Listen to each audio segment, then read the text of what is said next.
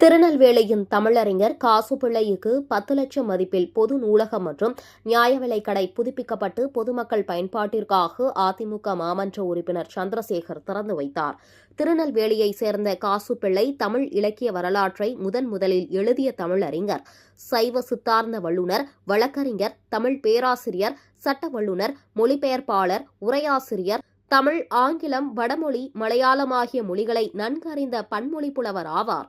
அதிமுக நெல்லை மாநகர மாவட்ட வர்த்தக அணி மாவட்ட செயலாளரும் 28வது வார்டு மாமன்ற உறுப்பினருமான எம். சந்திரசேகர் பெரும் முயற்சியினால் தனது வார்டுக்குட்பட்ட திருநெல்வேலி டவுன் பாரதியார் தெருவில் தமிழறிஞர் காசுப்பிள்ளைக்கு 10 லட்சம் செலவில் பொது நூலகம் மற்றும் நியாய விலைக் கடை செப்பனிட்டு திறப்பு விழா நிகழ்ச்சி நடைபெற்றது.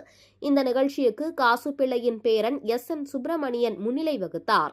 அதிமுக 28வது வார்டு மாமன்ற உறுப்பினர் எம். சந்திரசேகர் சிறப்பு அழைப்பாளராக கலந்து கொண்டு காசுப்பிள்ளை 22,000 புத்தகங்களை கொண்ட பொது நூலகத்தை ரிப்பன் வெட்டி திறந்து வைத்து குத்துவிளக்கு ஏற்றி வைத்தார். தொடர்ந்து காசுப்பிள்ளையின் திருவுருவ படத்திற்கு மலர் தூவி மரியாதை செலுத்தப்பட்டது.